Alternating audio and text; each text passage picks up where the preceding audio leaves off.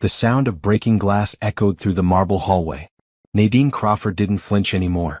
She had learned that flinching made it worse. Her husband Bernard stood over her, his expensive suit jacket thrown across the leather sofa, his face twisted with rage over something small. It was always something small. Today it was dinner being 10 minutes late. You think you can disrespect me? Bernard's voice was cold. You think because you live in this mansion, drive that car, wear those clothes, that you're somebody? Nadine stayed silent on the floor where she'd fallen. Her left eye was already swelling shut. Blood dripped from her split lip onto the cream-colored rug that cost more than most people's cars. She tasted copper and shame. I asked you a question. Bernard grabbed her by her long black hair, yanking her head back. Answer me. No, Nadine whispered. I don't think I'm anybody. It was the truth. After 6 years of marriage to Bernard Thompson, tech industry mogul and public philanthropist, Nadine had forgotten who she used to be. The confident software engineer with big dreams. The woman who once believed she could change the world. That person died slowly, beaten down one insult, one slap, one punch at a time. Bernard released her hair and kicked her in the ribs. Not hard enough to break anything. He was always careful about that. Careful to leave the worst bruises where clothes would hide them. Careful to maintain his image as the perfect husband when they appeared at charity galas and tech conferences. Clean yourself up, he said, straightening his tie. I have a business dinner tonight. I need you to look presentable. He walked away, his Italian leather shoes clicking on the marble floor. Nadine heard his office door close. She heard the lock turn. He would be in there for hours, probably on the phone with Clarissa, his mistress. Nadine knew about Clarissa. She knew Bernard spent 3 nights a week at her downtown apartment. She knew Clarissa worked as a consultant for his company, though Nadine suspected the woman had no actual skills beyond keeping Bernard satisfied. Nadine didn't care about the affair. The affair meant Bernard left her alone some nights. Those were the good nights. She pulled herself up slowly, pain shooting through her ribs. The mansion was silent except for her ragged breathing. 15,000 square feet of luxury, and she had never felt more trapped. She limped toward the bathroom, passing windows that overlooked the manicured gardens, the pool, the tennis court she wasn't allowed to use because Bernard said exercise would make her muscular and unattractive. Outside those windows, by the front gate, Isaiah Washington stood at his post. He'd worked as Bernard's gateman for 2 years. Nadine barely knew him. They exchanged polite greetings when she came and went, but Bernard had rules about her speaking to the staff. Rules about everything. What Nadine didn't know was that Isaiah had been watching. He'd seen her get out of the car with sunglasses hiding black eyes. He'd noticed how she flinched when Bernard touched her in public. He'd heard the sounds from inside the house on nights when he worked late. 4 months, Isaiah had been documenting everything in a small notebook he kept hidden in the guardhouse. Tonight, something inside Isaiah finally broke. Nadine stood in the bathroom, staring at her reflection. Her beautiful brown skin was marred with bruises in various stages of healing. Her dark eyes, once bright and full of hope, looked hollow. At 32 years old, she looked 50. She looked defeated. She cleaned the blood from her face with shaking hands. The tears came as they always did. Silent tears, because crying out loud might disturb Bernard, and disturbing Bernard meant another beating. I can't do this anymore, she whispered to her reflection. I can't. But where would she go? Bernard controlled everything. The bank accounts, the credit cards, her phone. She had no family left. Her parents had died in a car accident 5 years ago. Her few friends from before the marriage had all been systematically cut off, one by one. Bernard had isolated her completely. She was putting concealer over the bruises when she heard her phone buzz. Bernard monitored her phone, read every message, but this text was from a number she didn't recognize. I can help you leave. Tonight. If you're ready. Delete this message. Isaiah from the gate. Nadine's heart stopped. She read it 3 times. Her hands trembled so badly she almost dropped the phone. This had to be a trap. Some test Bernard had set up to see if she was loyal. But something in her desperate heart wanted to believe it was real. She looked at herself in the mirror again. At the bruises. At the dead look in her eyes. At what her life had become. If it was a trap, Bernard would beat her. But he was going to beat her anyway. He always did. If it was real, maybe she had a chance. Maybe she could finally escape. Nadine deleted the message. 2 hours later, after Bernard left for his business dinner, Nadine heard a gentle tap on the back door of the mansion. The door that led to the service entrance. Her heart pounded as she opened it. Isaiah stood there in his security uniform, his dark brown eyes serious and kind. He was tall and solid, with close-cropped hair and steady hands. He looked at her swollen face and his jaw tightened. "I have a car waiting at the back gate," he said quietly. "My shift ends in 10 minutes. If you want to leave, pack only what you can carry in one bag. Leave your phone here. Leave everything he can track. I have a safe place for you to go." "Why are you helping me?" Nadine whispered. "Because nobody should live like this," Isaiah said. "Because I've watched him hurt you for too long. Because you deserve better." Nadine nodded, tears streaming down her face. She ran upstairs and grabbed a duffel bag, throwing in clothes, documents, and a small box of photos from before her marriage. She left behind the designer dresses, the jewelry, the life of luxury that had cost her everything. 20 minutes later, Nadine Crawford disappeared from Bernard Thompson's mansion, leaving behind only her phone and the woman she used to be. The safe house was a modest 2-bedroom apartment in a neighborhood Bernard would never think to look. Isaiah's sister Monica lived there alone, a paralegal who specialized in domestic violence cases. The moment Monica opened the door and saw Nadine's battered face, she pulled her into a gentle hug. "You're safe now," Monica said. "He can't find you here." Nadine broke down completely. 6 years of suppressed emotions poured out in harsh sobs that shook her entire body. Monica held her while Isaiah brought in the single duffel bag containing everything Nadine had left of her old life. "I need to document your injuries," Monica said softly once Nadine's tears slowed.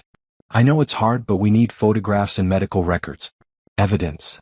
Nadine nodded numbly. Monica was professional and kind, photographing each bruise, each cut, each mark from years of systematic abuse. She wrote down details, dates Nadine could remember, incidents that stood out. By the time they finished, Nadine felt exhausted but also lighter somehow. Like naming the abuse made it real. Made it something that could be fought. "I've been recording him," Isaiah said quietly. He sat at Monica's kitchen table, his phone in his hands. "Not video, just audio. I keep my phone recording when I'm working the gate. I've got months of recordings. Him yelling. You crying. Him bragging to his friends about keeping you in line." Nadine stared at him. "You could lose your job. He could sue you." "I don't care," Isaiah said simply. "What he's doing is wrong. Somebody had to help you." Monica brought medical supplies and treated Nadine's injuries with practiced hands. "I work with women escaping abuse," she explained. "I know what you're going through. The fear. The shame. The feeling that maybe you deserved it somehow." "I didn't deserve it," Nadine said, her voice stronger than she expected. "No, you didn't," Monica agreed. "And we're going to make sure Bernard Thompson faces consequences for what he did." Over the next week, Nadine slowly emerged from the fog of fear that had surrounded her for years. Monica took her to a clinic that specialized in treating abuse survivors. A doctor examined her, documenting old fractures that had healed wrong, permanent damage to her ribs, hearing loss in her left ear from the times Bernard had hit her head. "Your body tells the story even when you can't," the doctor said gently. "This is evidence that will hold up in court."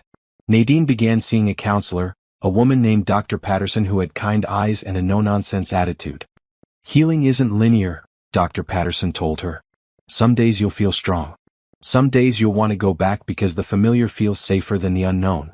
That's normal." "I'm never going back," Nadine said firmly. At night, Nadine stayed in Monica's spare bedroom. It was small, with plain white walls and a simple bed, but it was hers. No one would hurt her here. She slept with the lights on the first few nights, jumping at every sound. Isaiah slept on Monica's couch, having quit his job at Bernard's mansion. He said he couldn't work for a man like that anymore. "I'll find other work," Isaiah said when Nadine apologized for ruining his employment. "Security jobs are easy to find. A clear conscience is harder." During the days while Monica was at work at her law firm and Isaiah was job hunting, Nadine started going through the documents she'd grabbed from Bernard's office. She'd taken them without thinking, just grabbing papers from his desk drawer when she packed. Now, looking through them, she realized she'd found something important. Bank statements from accounts she didn't know existed. Wire transfers to offshore companies.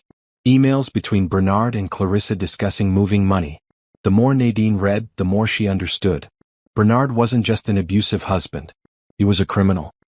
"He's been stealing from his own company," Nadine told Monica that evening, spreading the documents across the kitchen table. "Look at these transfers. Millions of dollars going to shell companies.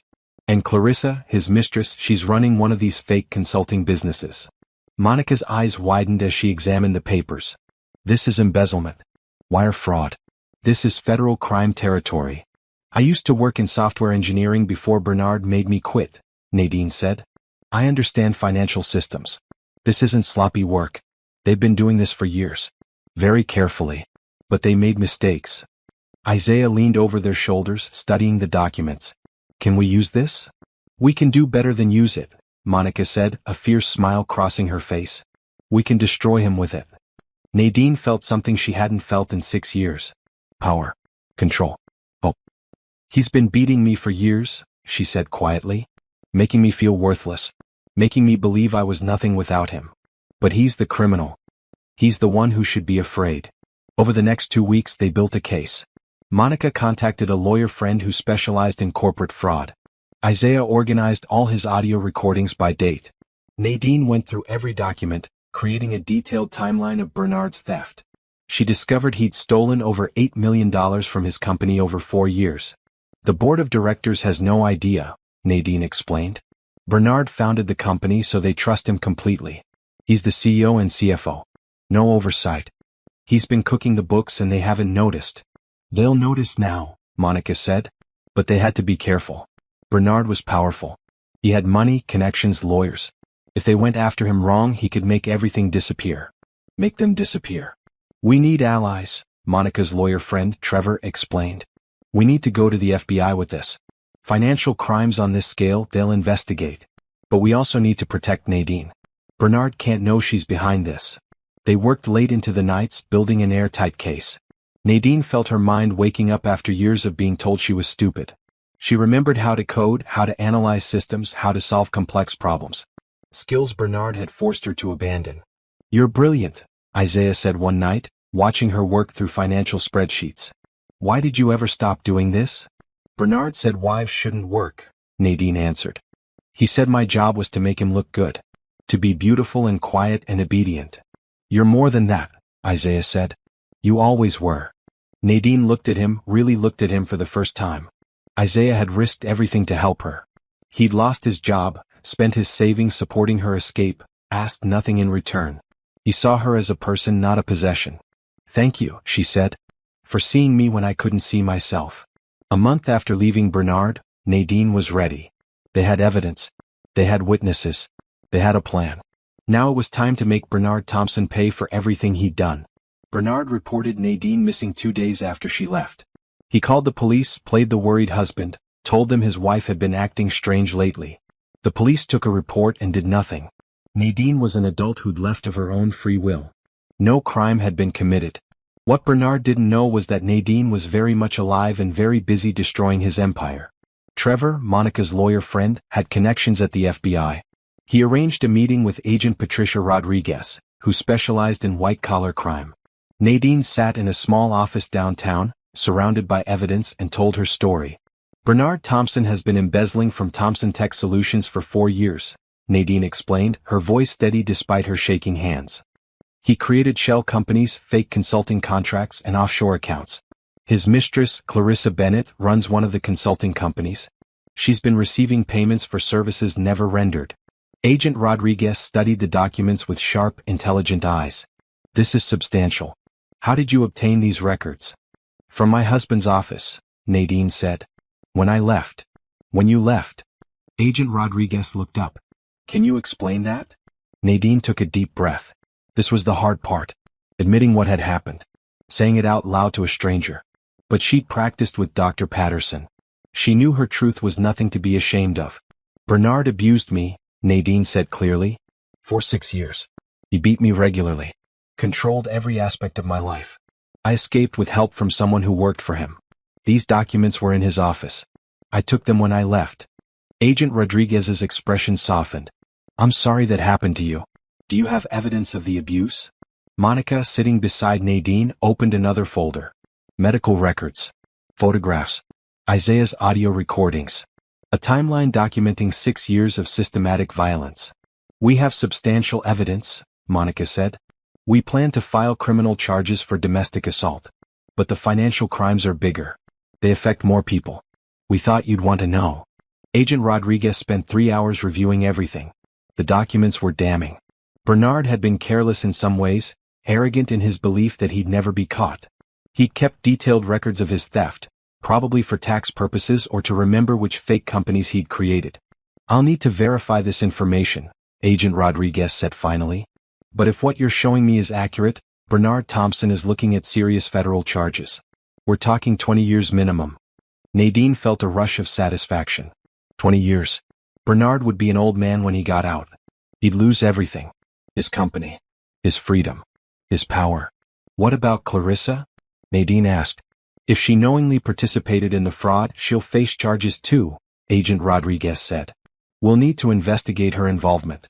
Sometimes these mistresses are victims being manipulated. Sometimes they're willing participants." "Clarissa knew exactly what she was doing," Nadine said firmly. "I found emails.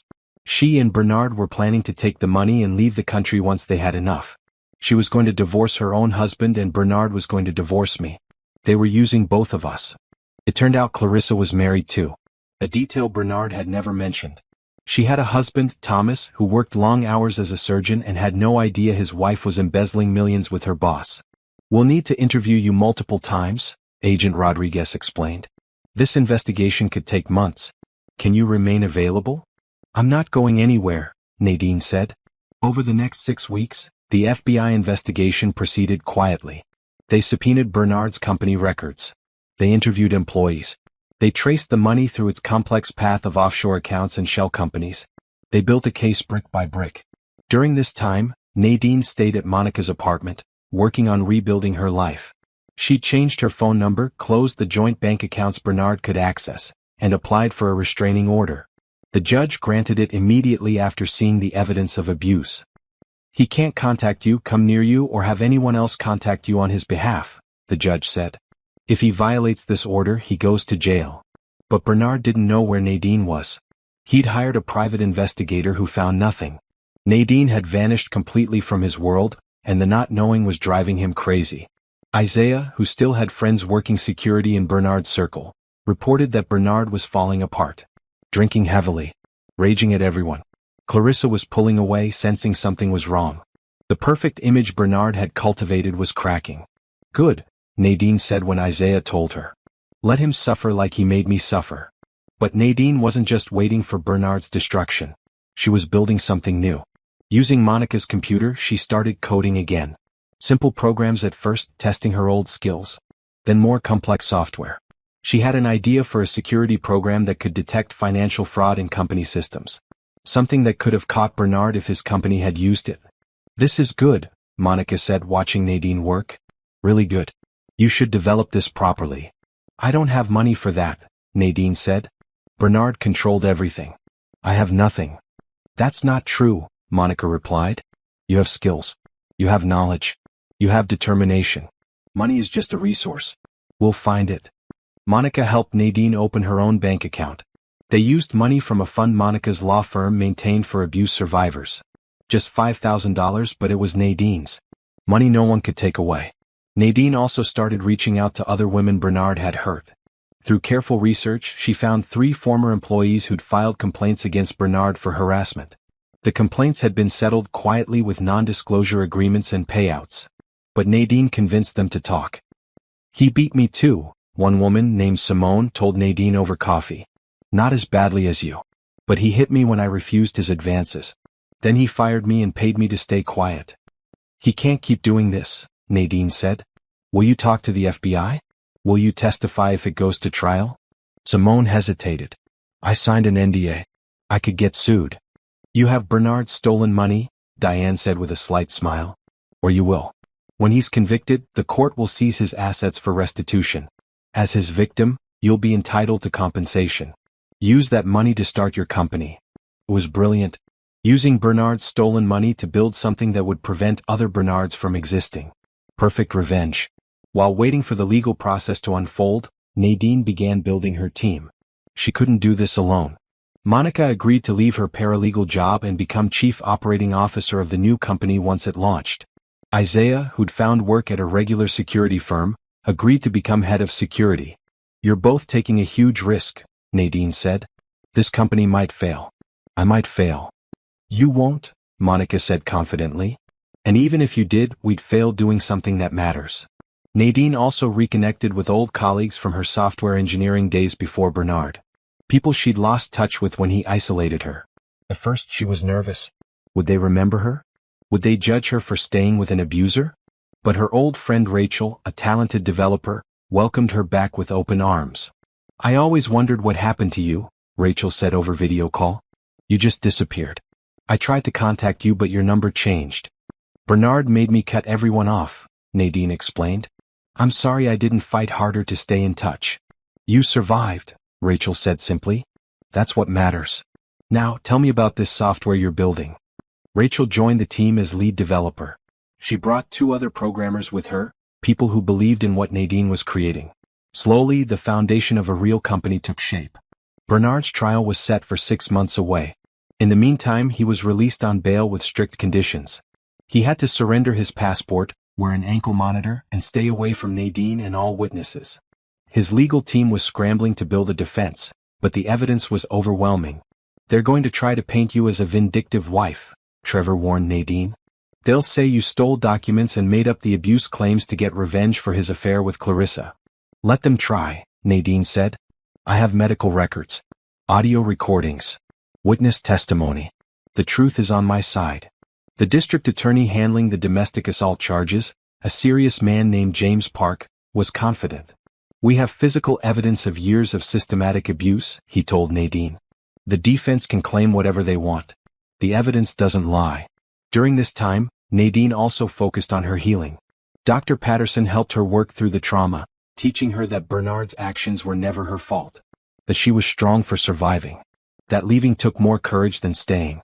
I used to think I was weak, Nadine admitted during one session. I'd ask myself why I didn't leave sooner. Why I let it go on so long. You left when you were ready, Dr. Patterson said. When you had the resources and support to do it safely. That's not weakness. That's wisdom. Nadine also started exercising again. Bernard had forbidden it, but now she could do whatever she wanted. She joined a gym and started boxing classes. Hitting the heavy bag felt therapeutic, like she was physically fighting back against all the time she couldn't. Isaiah often trained with her, teaching her basic self-defense. You're strong, he told her after one particularly intense session. Stronger than you know. Nadine appreciated Isaiah's constant support, but she was careful not to let things become romantic. She wasn't ready for that. Maybe she never would be. Right now, she needed to focus on herself, on her healing, on building her empire. I'm not trying to rush you into anything, Isaiah said one evening when they were alone. I just want you to know that I see you.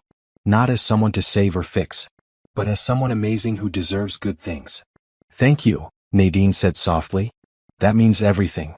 But I need time. I'll wait, Isaiah said simply. 4 months after Bernard's arrest, Nadine registered her company. She called it Guardian Systems. The logo was a shield with circuit board patterns. Monica designed business cards. Rachel and her team continued developing the software. Everything was coming together. Nadine also filed a civil lawsuit against Bernard for the years of abuse.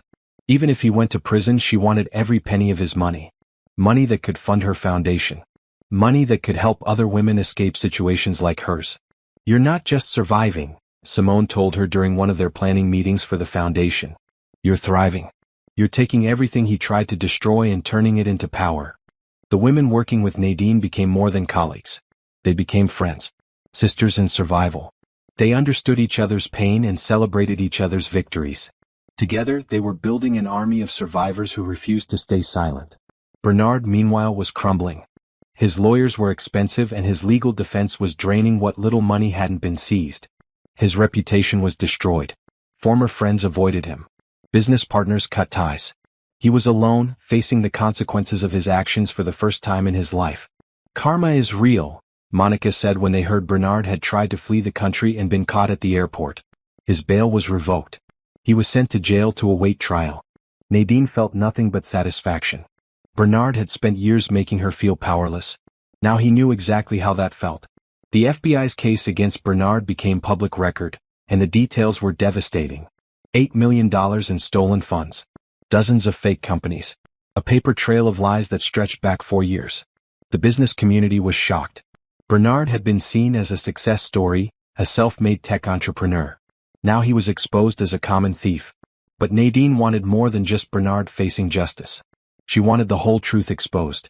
She wanted everyone to know what kind of man he really was. Working with Monica and Trevor, Nadine prepared a detailed statement for the media. Not just about the financial crimes but about the abuse. About 6 years of violence. About the woman Bernard pretended to be in public versus the monster he was behind closed doors. "Are you sure about this?" Monica asked. "Once you go public you can't take it back. Everyone will know what happened to you." "I'm not ashamed," Nadine said firmly. "He should be ashamed. Abusers count on victims staying silent. I'm done being silent." They scheduled a press conference. Trevor handled the legal aspects, making sure nothing Nadine said could jeopardize the criminal trials. Dr. Patterson helped Nadine prepare emotionally. Isaiah and Monica stood by her side for support. The day of the press conference, Nadine wore a simple blue dress and minimal makeup. She wanted to look professional but approachable. Human. Real. She'd prepared a statement but mostly planned to speak from the heart. The room was packed with reporters, cameras, journalists hungry for the story. Nadine took the podium, her hands steady despite her racing heart. "My name is Nadine Crawford," she began. "For 6 years I was married to Bernard Thompson. During those 6 years he beat me regularly. He controlled every aspect of my life. He isolated me from friends and family. He made me believe I was worthless, that I deserved the abuse." The room was silent. Cameras flashed. Reporters scribbled notes. "I'm speaking publicly today because I want other women in similar situations to know they're not alone. That abuse can happen to anyone regardless of wealth or education or background. That leaving is possible even when it seems impossible." Nadine detailed Bernard's pattern of abuse without going into graphic detail. She explained how he'd used his wealth and power to trap her. How he'd systematically destroyed her self-esteem. How she'd finally escaped with help from someone brave enough to see what was happening. "I also want to address the financial crimes Bernard committed," Nadine continued. "He didn't just steal from his company. He stole from employees who trusted him. From investors who believed in him. From everyone who thought he was someone worth admiring." She paused, letting her words sink in. "Bernard Thompson is not a victim of a vindictive wife, as his lawyers will claim. He's not a successful businessman who made mistakes. He's an abuser and a criminal who finally got caught. And I won't stay silent anymore." The press conference lasted an hour. Reporters asked questions. Nadine answered honestly. She didn't cry. Didn't break down. She was strong, clear, determined. Everything Bernard had tried to beat out of her. The story exploded. Every major news outlet covered it. Tech CEO's secret life of abuse exposed. Wife's courage brings down corporate fraudster. Bernard Thompson, behind the facade. Public opinion turned completely against Bernard. People who'd known him were interviewed, many admitting they'd seen signs but ignored them. Employees came forward with stories of Bernard's terrible behavior. The image he'd carefully constructed shattered completely. Clarissa also faced public exposure. Her husband Thomas gave interviews about her betrayal. Her parents released a statement disowning her. She had no supporters, no one defending her. She'd chosen to participate in Bernard's crimes and now faced the consequences alone. The FBI investigation concluded. Agent Rodriguez presented the final case to prosecutors. The evidence was overwhelming. Bernard would face 23 counts of wire fraud, embezzlement, money laundering, and tax evasion. If convicted on all counts, he could face up to 50 years in federal prison. The domestic assault charges were equally serious. District Attorney Park had built a case showing systematic abuse over 6 years. Medical evidence. Audio recordings. Witness testimony from people who'd seen Nadine's injuries. Bernard could face an additional 15 years on the assault charges alone. "He's looking at the rest of his life in prison," Trevor explained to Nadine. "His lawyers know it. They're trying to negotiate a plea deal." "No deals," Nadine said coldly. "He goes to trial. Let a jury hear everything he did. Let the world see him convicted." Bernard's lawyers tried to argue that Nadine had stolen the evidence illegally, that the audio recordings were inadmissible, that their client's rights had been violated. Judge after judge rejected their arguments. The evidence was solid. The case would proceed. While Bernard sat in jail awaiting trial, Nadine's life transformed. Guardian Systems launched its first product, a fraud detection software that several companies immediately wanted to license. The revenue wasn't huge yet, but it was real money. Proof that Nadine's vision worked. We're getting interest from major corporations, Rachel reported at their team meeting. They want custom versions for their specific industries. Financial services, healthcare, retail. This software solves a real problem. Monica handled the business side, negotiating contracts and managing finances. Isaiah built security protocols to protect their intellectual property. The team worked long hours, but the energy was positive. They were building something meaningful together. Nadine also formally established the Crawford Foundation for Abuse Survivors, named after herself as a reminder that she was taking back her identity. The foundation's mission was to provide comprehensive support for women leaving abusive relationships. Housing, legal aid, job training, therapy, everything Nadine had needed and more. We're starting small, Nadine explained to her board of directors, which included Simone and the other women who testified against Bernard. But once Bernard's assets are seized and redistributed, we'll have substantial funding. We'll be able to help hundreds of women. The foundation's first client was a woman named Teresa, whose boyfriend had been beating her for 3 years. Monica helped Teresa get a restraining order. The foundation paid for her temporary housing. Nadine personally helped Teresa update her resume and practice interview skills. You saved my life, Teresa told Nadine tearfully when she got a job in her own apartment. You saved your own life, Nadine corrected gently. You made the choice to leave. I just helped you have the resources to do it safely. Helping other women helped Nadine heal too. Every success story reminded her why she'd survived, why she'd fought back, why she'd refused to let Bernard win.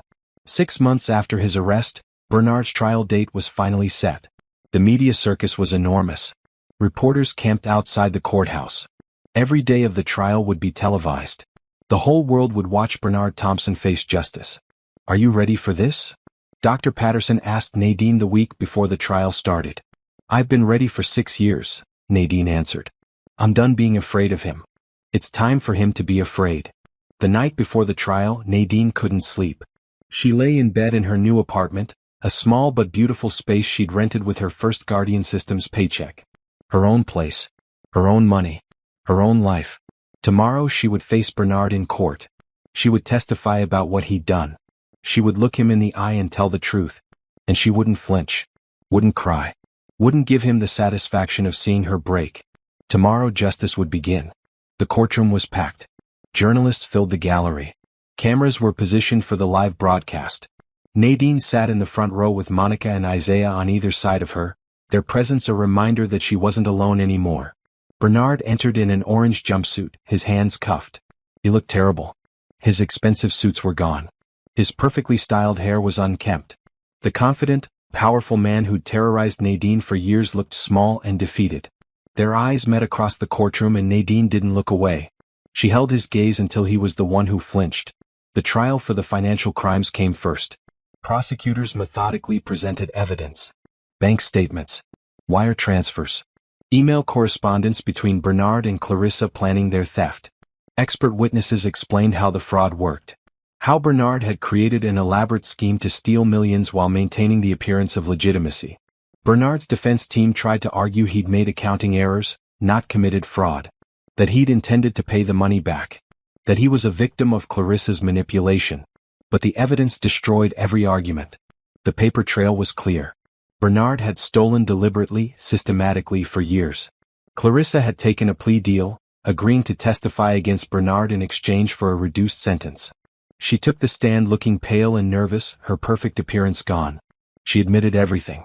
The fake consulting company. The offshore accounts. The plan to eventually run away together with the stolen money. Bernard said we were smart and everyone else was stupid, Clarissa testified. He said we deserved the money more than his company did. That we'd earned it by being clever. Did you know the money was stolen? The prosecutor asked. Yes, Clarissa admitted. I knew from the beginning.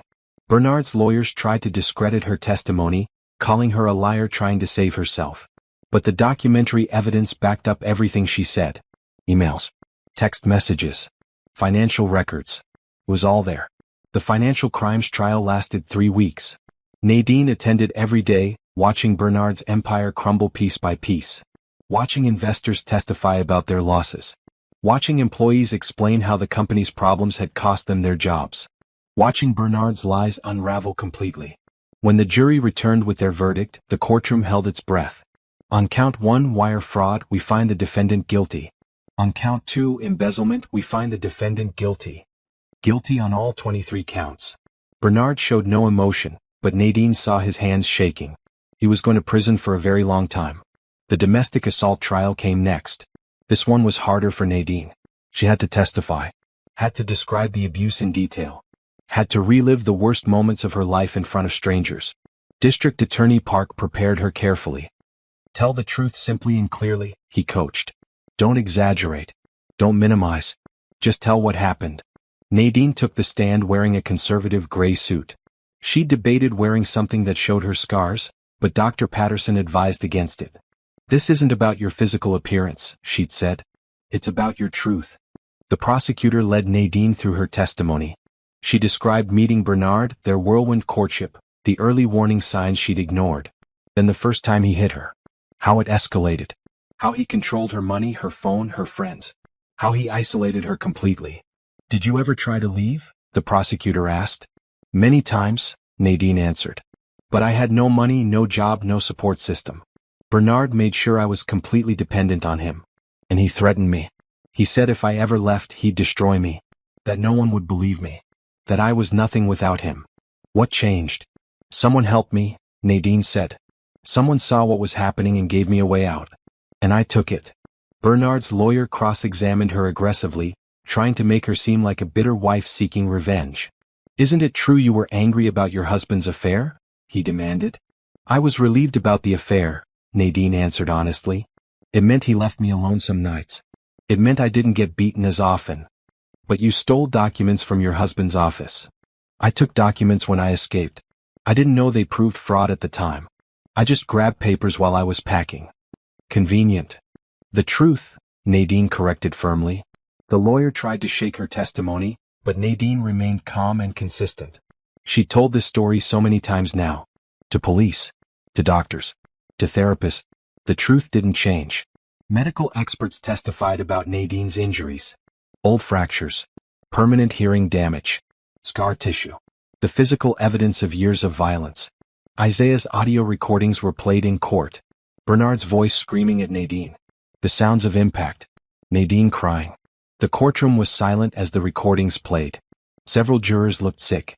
This wasn't abstract testimony. This was real violence captured in real time. Other victims testified too.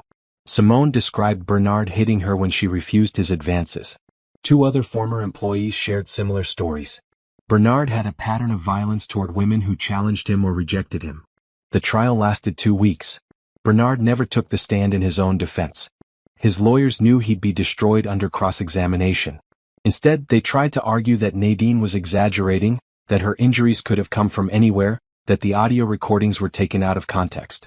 The jury didn't buy it. After just 4 hours of deliberation, they returned with their verdict.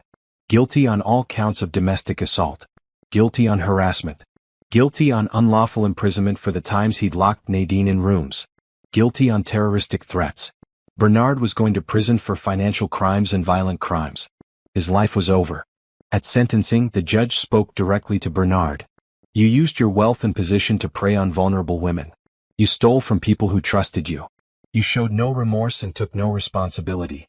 This court sentences you to 25 years in federal prison for the financial crimes and an additional 15 years for the assault charges, to run consecutively. You will serve 40 years total. 40 years. Bernard was 45 years old. He'd be 85 when he got out if he survived that long. Nadine felt a weight lift from her shoulders. It was over. Bernard couldn't hurt her anymore. Couldn't hurt anyone anymore. After the sentencing, reporters swarmed Nadine outside the courthouse. She made a brief statement. Justice was served today. Bernard Thompson will spend decades in prison for his crimes. I hope this sends a message that wealthy, powerful men are not above the law. That abuse and fraud have consequences. I want to thank everyone who supported me through this process. Who believed me. Who stood with me. This victory belongs to all survivors who find the courage to speak up. That night, Nadine's team threw a celebration at Guardian Systems' small office. They'd moved out of Monica's apartment into actual office space, a modest suite in a shared building. It wasn't fancy, but it was theirs. To Nadine, Monica raised her glass. The strongest person I know. To justice, Simone added. To new beginnings, Isaiah said, his eyes on Nadine. Nadine looked around at these people who'd become her family, who'd supported her when she had nothing, who'd believed in her vision and helped build something meaningful.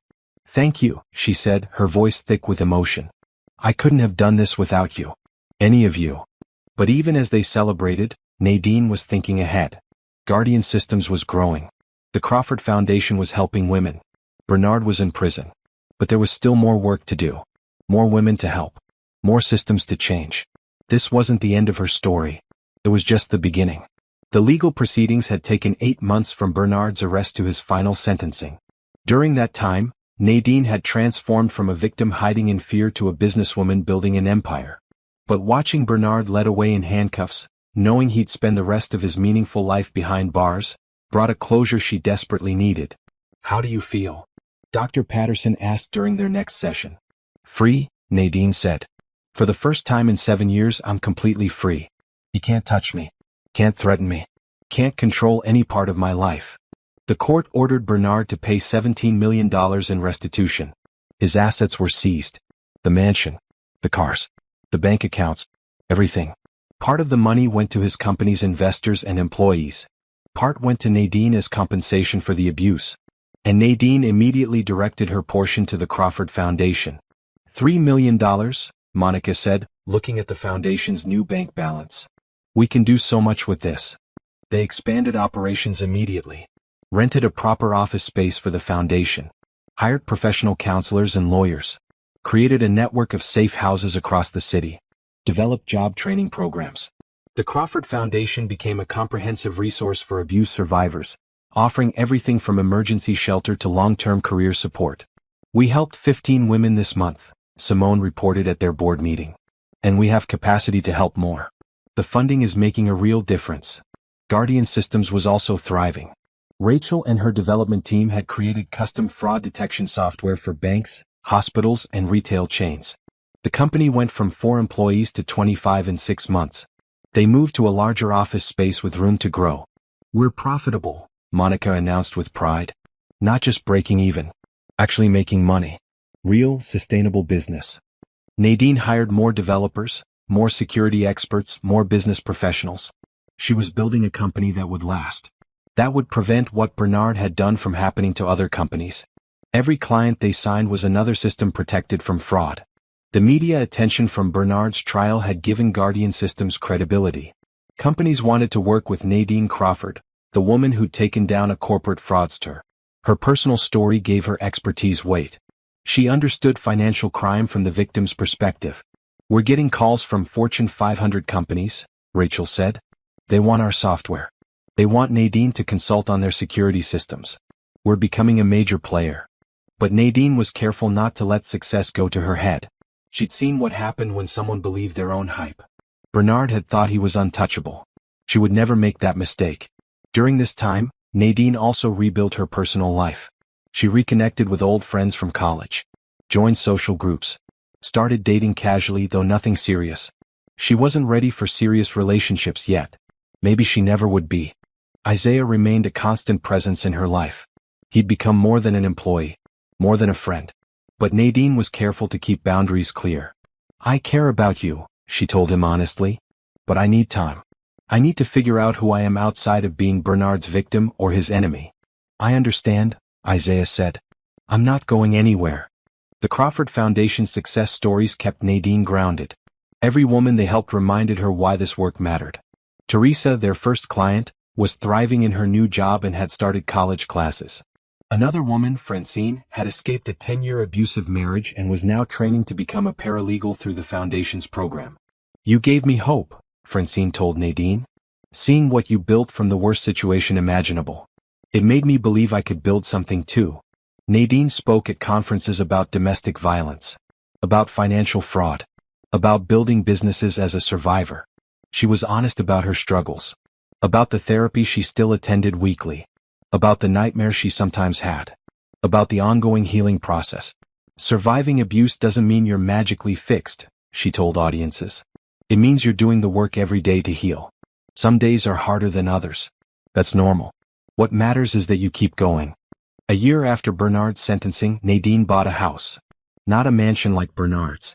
A modest but beautiful 3-bedroom home with a garden and space for her home office. She decorated it herself, choosing every piece of furniture, every color on the walls, creating a space that was entirely hers. Isaiah helped her move in. "This is perfect for you," he said, looking around the bright, airy living room. "It feels like you." "It does," Nadine agreed. "For so long I lived in spaces Bernard controlled. Everything about that mansion was designed to show off his wealth, his status. This is designed for my comfort, my happiness." She planted flowers in the garden. Roses and sunflowers and lavender. Things that brought her joy. She hung artwork by local artists on the walls. Set up a reading corner with a comfortable chair and good lighting. Made the house feel like home. The foundation continued growing. They opened a second location across town. Started programs for children who'd witnessed domestic violence. Partnered with schools and hospitals and police departments. The Crawford Foundation became known as the gold standard for survivor support. Guardian Systems signed a major contract with a federal agency to help detect fraud in government programs. The company's revenue tripled. Nadine was able to give her employees substantial raises and profit sharing. She wanted everyone who helped build the company to benefit from its success. "You're doing something rare," Diane, her business lawyer, told her. "Building a genuinely successful company while maintaining your values. Not exploiting workers. Not cutting corners. Creating something sustainable and ethical." "I learned from Bernard what not to do," Nadine said. "He built his success on lies and theft and abuse. I want to build something clean. Something I can be proud of." Monica became a crucial partner in both ventures. She split her time between running Guardian Systems operations and managing the foundation's logistics. "I've never worked harder," she told Nadine. "But I've never felt more fulfilled. We're changing lives." The women Bernard had abused all stayed connected. They met monthly for dinner, supporting each other through ongoing recovery. Some had started new relationships. Some, like Nadine, were happily single. All were thriving in their own ways. "We're survivors," Simone said at one of their dinners. "Not victims anymore. Bernard tried to break us. Instead, we broke his power and built our own." Clarissa served 4 years in federal prison for her role in the fraud. When she was released, she tried to contact Nadine, looking for forgiveness or closure. Nadine refused. Some bridges deserved to stay burned. Bernard, meanwhile, was miserable in prison. He'd been attacked by other inmates who didn't appreciate wealthy white-collar criminals. He'd lost his appeal attempts. He had no visitors, no support, no hope of early release. He would die in prison, and Nadine felt no pity for him. "Do you ever think about him?" Isaiah asked. "Sometimes," Nadine admitted. "But not with fear anymore. Sometimes I think about how small he really was. How his power came from making others feel powerless. Now he's the powerless one. That's justice." 2 years after Bernard's sentencing, Guardian Systems went public with a modest IPO. The company was valued at $50 million. Nadine owned 60% of the shares. On paper, she was now wealthier than Bernard had ever been. But this wealth was earned honestly, built on real products and real value. "What are you going to do with all this money?" Monica asked. "Expand the foundation," Nadine said immediately. "Open locations in other cities. Help more women. Build a legacy that matters." Isaiah remained a constant presence in her life. He'd become more than an employee, more than a friend. But Nadine was careful to keep boundaries clear. "I care about you," she told him honestly. "But I need time. I need to figure out who I am outside of being Bernard's victim or his enemy." "I understand," Isaiah said. "I'm not going anywhere." The Crawford Foundation's success stories kept Nadine grounded. Every woman they helped reminded her why this work mattered. Teresa, their first client, was thriving in her new job and had started college classes. Another woman, Francine, had escaped a 10-year abusive marriage and was now training to become a paralegal through the Foundation's program. "You gave me hope," Francine told Nadine. "Seeing what you built from the worst situation imaginable. It made me believe I could build something too."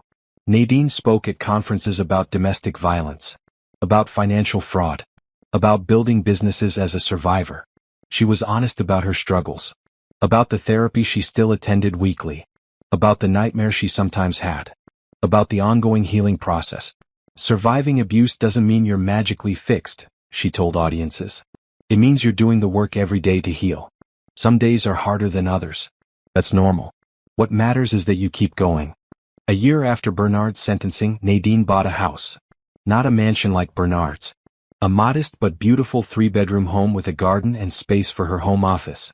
She decorated it herself, choosing every piece of furniture, every color on the walls, creating a space that was entirely hers. Isaiah helped her move in. "This is perfect for you," he said, looking around the bright, airy living room. "It feels like you." "It does," Nadine agreed. "For so long I lived in spaces Bernard controlled. Everything about that mansion was designed to show off his wealth, his status. This is designed for my comfort, my happiness." She planted flowers in the garden. Roses and sunflowers and lavender. Things that brought her joy.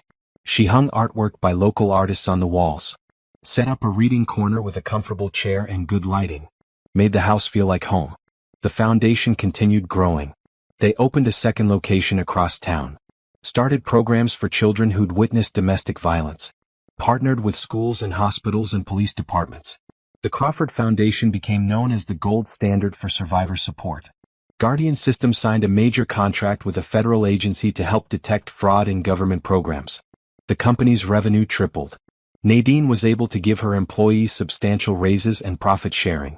She wanted everyone who helped build the company to benefit from its success. "You're doing something rare," Diane, her business lawyer, told her.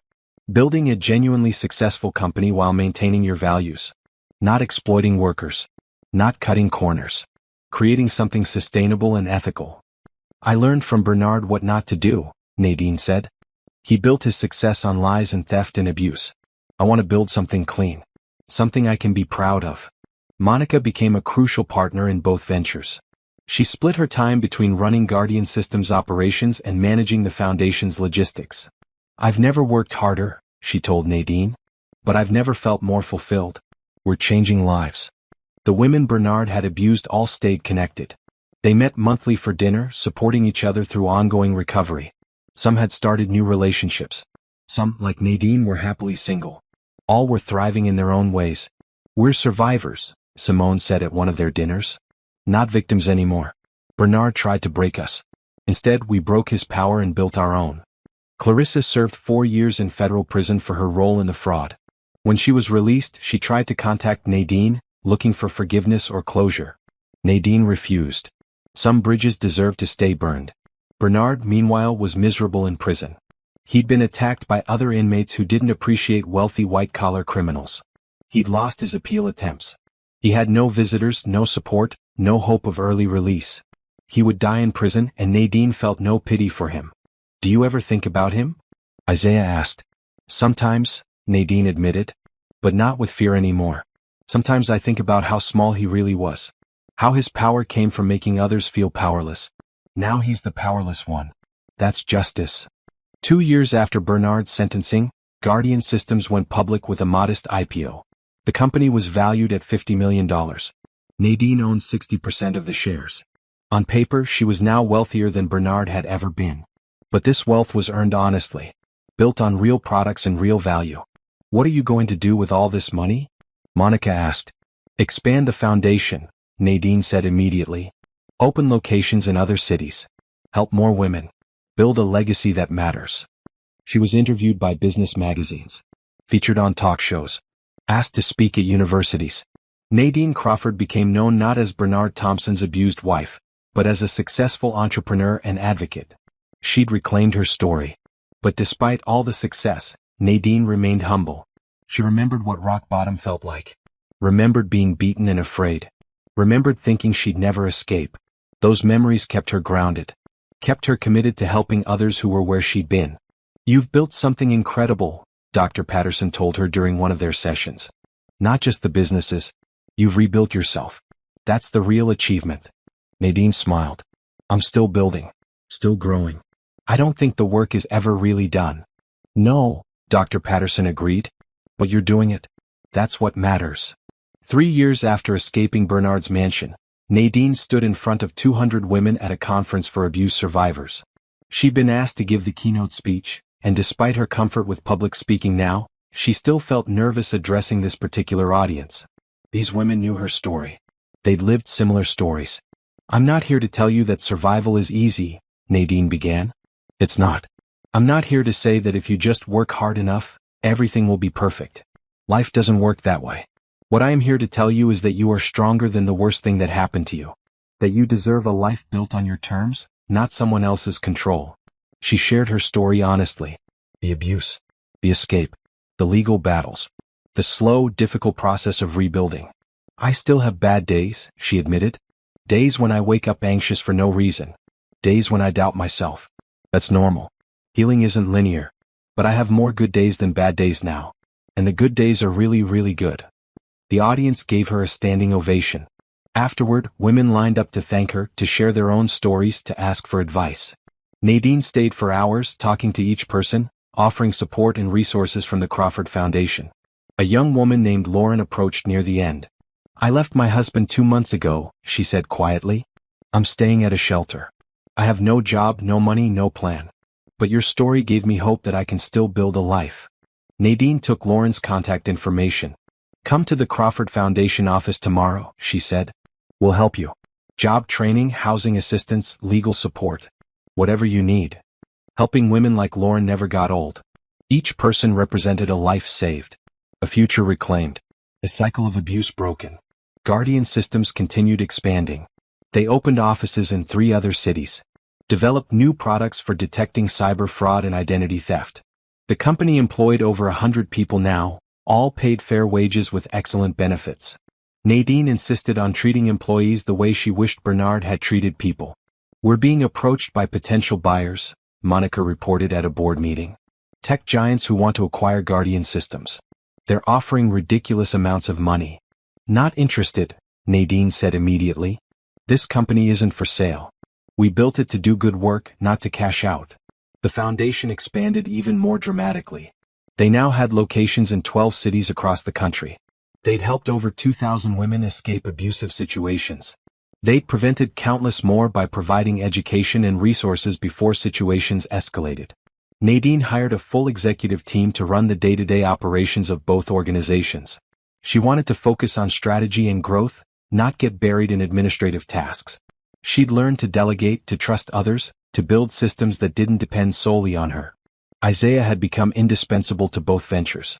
As head of security for Guardian Systems, he'd built robust protocols that protected their intellectual property and client data. As a board member for the foundation, he provided insights from his experience helping Nadine escape. Their relationship had remained professional despite the obvious chemistry between them. Nadine appreciated Isaiah's respect for her boundaries. He'd never pushed, never demanded, just remained steady and supportive. Why do you stay? Nadine asked him one evening as they worked late at the office. You could work anywhere, make more money, have an easier life. Because this matters, Isaiah said simply. Because I believe in what we're building. And because I believe in you. Nadine felt her heart soften. 3 years ago, she couldn't imagine trusting a man again. Couldn't imagine opening herself up to potential hurt. But Isaiah had proven himself over and over. Patient, kind, respectful. Everything Bernard wasn't. I'm scared, she admitted. Of relationships. Of getting hurt again. Of losing the independence I fought so hard to gain. I don't want to take your independence, Isaiah said. I want to support it. I want to be part of your life, not your whole life. There's a difference. They started dating slowly, carefully. Dinner once a week. Movies, long walks. Getting to know each other outside of work contexts. Isaiah never tried to control Nadine's choices or question her decisions. He celebrated her successes and supported her through challenges. This is what healthy looks like, Dr. Patterson observed during one of their sessions. Equal partnership. Mutual respect. Individual autonomy within the relationship. It feels strange, Nadine admitted. Almost too good to be true. I keep waiting for the other shoe to drop. That's trauma talking, Dr. Patterson explained. Bernard conditioned you to expect abuse. Learning to accept kindness takes time. Nadine focused on being present in the relationship without overthinking. Isaiah made her laugh. Made her feel safe.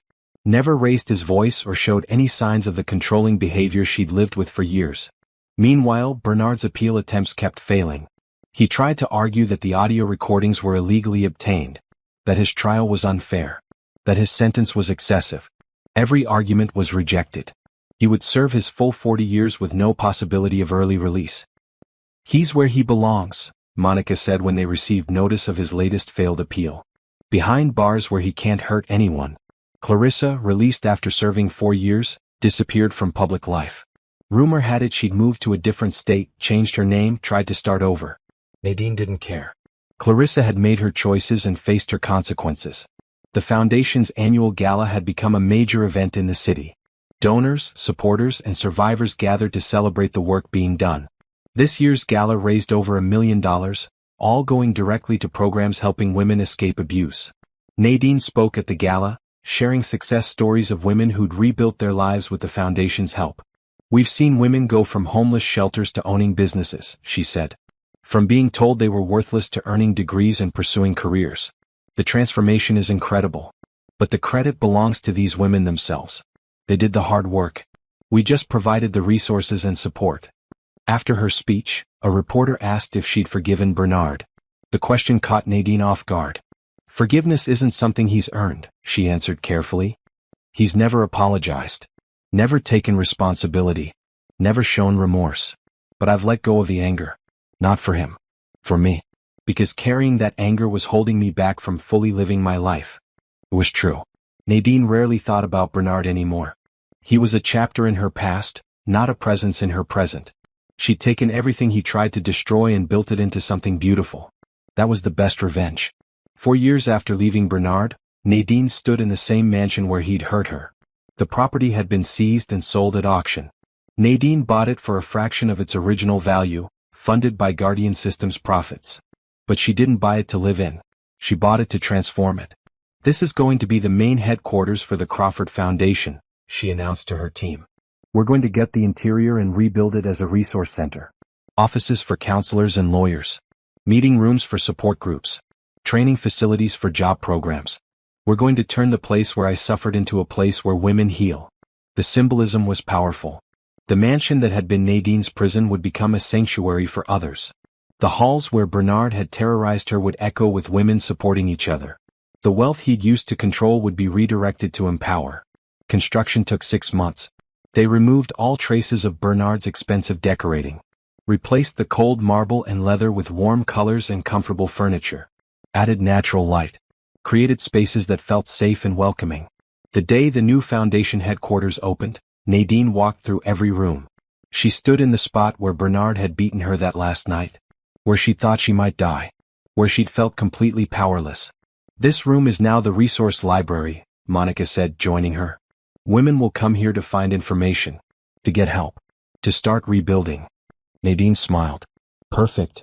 She'd taken her pain and transformed it into purpose. Taken her trauma and turned it into change. Bernard had tried to break her spirit. Instead, she'd used that experience to become stronger than he could ever imagine. That evening, Isaiah found her sitting in the mansion's garden. "You okay?" "Better than okay," Nadine said. "I just realized something. Bernard doesn't exist in my life anymore. Not as a threat. Not as a victim. Not as anything. He's just gone. And I'm here. Living. Thriving. Happy." Isaiah sat beside her. "You've earned that happiness." "So have you," Nadine said, taking his hand. "Thank you for being patient with me. For giving me time to heal." "I'd wait forever if that's what you needed," Isaiah said. Nadine leaned her head on his shoulder, feeling content. She'd built a life she loved. Work that mattered. Relationships that nurtured her. A future full of possibilities.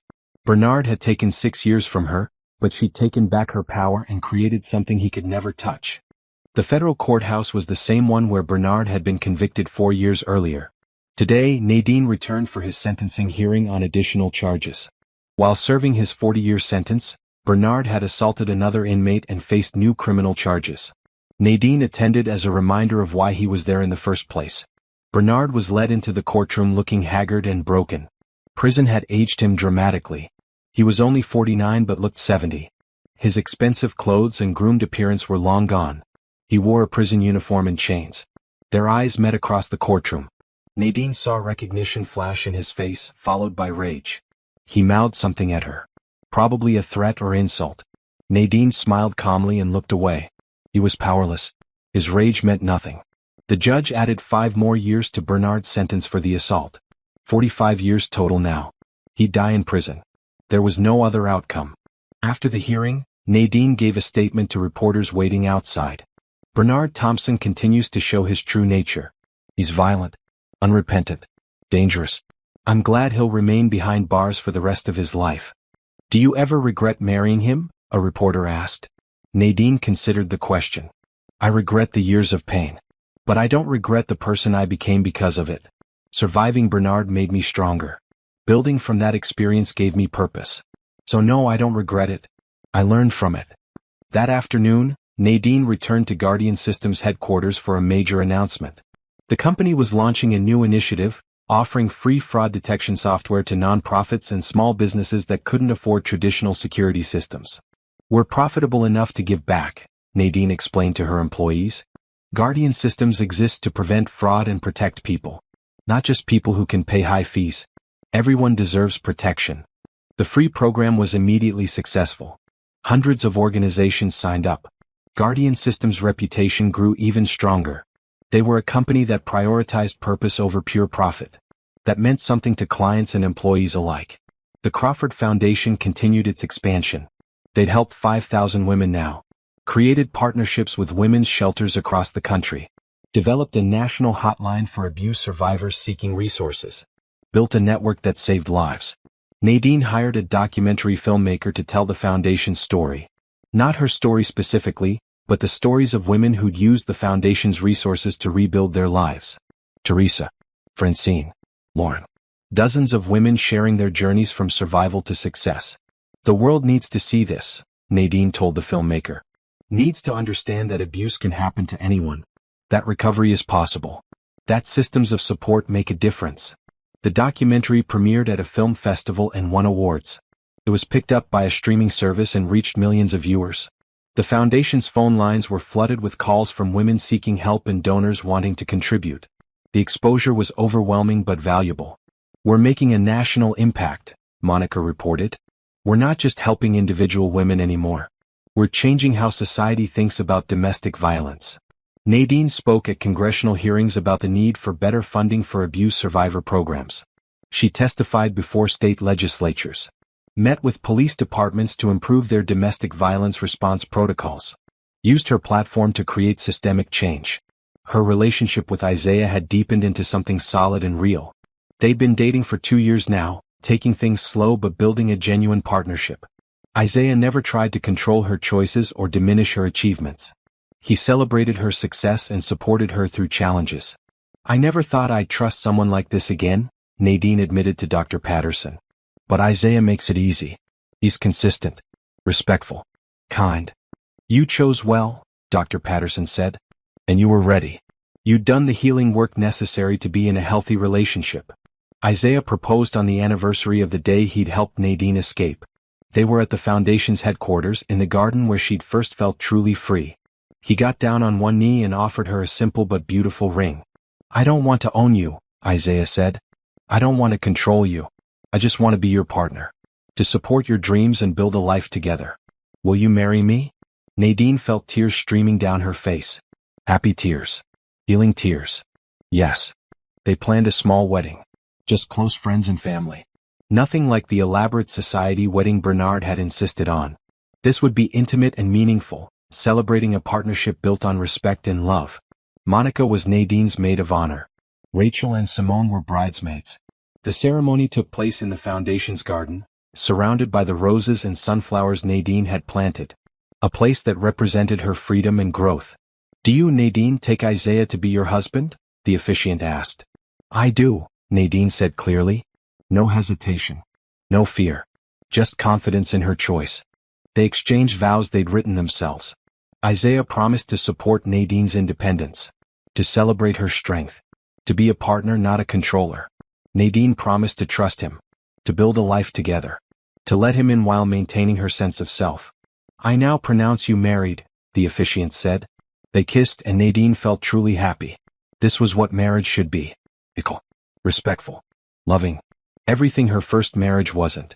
The reception was small but joyful. Dancing and laughter and celebration. Teresa gave a speech about how Nadine had saved her life. Monica talked about watching Nadine transform from a frightened victim to a powerful advocate. Isaiah's sister shared stories of her brother's patience and dedication. To Nadine and Isaiah, Rachel raised her glass. May your marriage be everything your past wasn't. May you build a life full of love, respect, and happiness.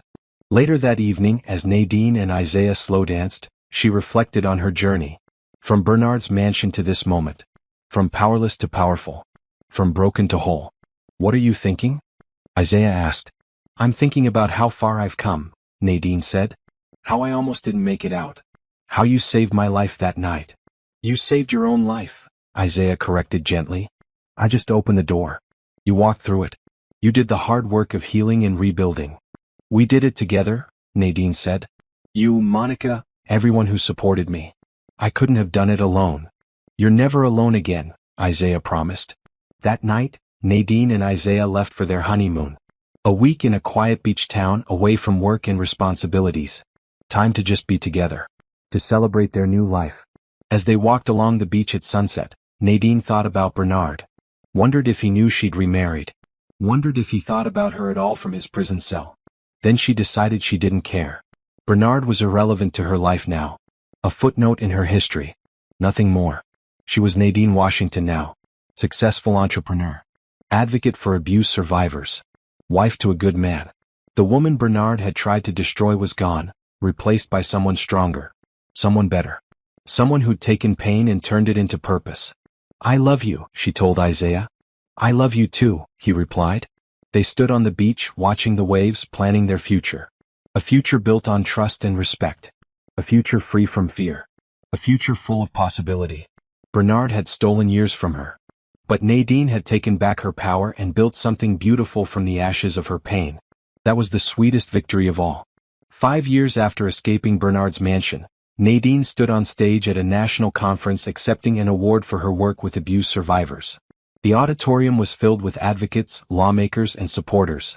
She'd come a long way from that terrified woman bleeding on a marble floor. This award belongs to every woman who found the courage to leave, Nadine said into the microphone. Every survivor who rebuilt their life from nothing. Every person who refused to let abuse define them. I'm just one voice among thousands. Guardian Systems had become a major player in the tech security industry. The company was valued at over $200 million now, employing 300 people across offices in 7 cities. They'd expanded internationally, helping companies around the world detect and prevent fraud. We're changing how businesses think about security, Rachel reported at their quarterly meeting. Guardian Systems isn't just a product. It's a philosophy. Protecting people, not just profits. The Crawford Foundation had helped over 10,000 women escape abusive situations. They'd opened locations in 30 cities. Created partnerships with law enforcement, medical facilities, and educational institutions. Built a comprehensive support network that addressed every aspect of recovery. We're seeing generational change, Monica explained during a fundraising presentation. Women we helped 5 years ago are now volunteering, teaching job skills, mentoring newer survivors. The cycle of support continues. Nadine had written a book about her experience. Not a memoir focused on the abuse, but a practical guide for survivors on rebuilding their lives. It covered legal strategies, financial planning, career development, and emotional healing. The book became a bestseller, and all proceeds went to the foundation. You're helping people you'll never meet, Isaiah said, reading reviews online. Women in small towns with no resources. They're reading your book and finding hope. Nadine continued speaking at conferences and universities. She'd become a recognized expert on domestic violence prevention and survivor support. But she never lost sight of the individual women she'd helped. She still volunteered at the foundation's main office, still met with survivors one-on-one, still remembered what it felt like to be desperate and afraid. You could just run the businesses from a distance, Simone pointed out. You've earned that. Why do you still work directly with survivors? Because that's why I built all of this, Nadine explained. The companies exist to support the mission. The mission is helping women escape abuse and rebuild their lives. I never want to lose touch with that purpose. Her marriage to Isaiah was everything she'd hoped for. They'd been married 3 years now, living in a beautiful home they designed together. No power struggles. No control issues. Just 2 people supporting each other's dreams. I want to start a family, Nadine told Isaiah one evening. They'd discussed children before but waited, wanting to make sure their relationship was solid. Now felt like the right time. Nadine had healed enough. Built enough stability. Was ready for the next chapter. Isaiah smiled. I'd love that. Nadine got pregnant 6 months later. The pregnancy was healthy and uncomplicated. Dr. Patterson helped her work through anxieties about becoming a parent, about potentially passing trauma to her child. "You're not the same person Bernard hurt," Dr. Patterson reminded her. "You've done years of healing work. You've built a healthy marriage. You're ready for this." Bernard remained in prison. He'd stopped filing appeals, apparently accepting his fate. Nadine heard occasional updates through legal channels. He'd had health problems, made enemies among other inmates, was miserable and isolated. She felt nothing about these reports. No satisfaction. No pity. Just indifference. "Do you ever think about visiting him?" Monica asked. "Never," Nadine said firmly. "Bernard doesn't deserve my time or energy. He's irrelevant to my life." Clarissa had tried to rebuild somewhere else. Nadine had heard she was working retail, living in a small apartment, struggling financially. Again, Nadine felt nothing. Clarissa had made her choices. Consequences were natural. The foundation launched a new initiative focused on preventing abuse before it started. They developed educational programs for high schools and colleges about healthy relationships, warning signs of controlling behavior, how to support friends in dangerous situations. "Prevention is the ultimate goal," Nadine explained at the launch event. "Helping survivors is crucial. But stopping abuse from happening in the first place? That's the dream." Guardian Systems partnered with law enforcement agencies to create software that detected patterns of financial abuse. Many abusers controlled their partners through money, and this program could flag suspicious account activity and connect victims with resources. "We're using technology to identify and prevent abuse," Nadine told a tech conference. "That's the power of innovation when it's directed towards social good." Her daughter, Grace, was born on a sunny morning in May. Nadine held her baby and felt overwhelming love and protection. This child would grow up knowing her worth, knowing she was valued, knowing what healthy love looked like. "She's perfect," Isaiah said, tears streaming down his face as he held his daughter. "She is," Nadine agreed.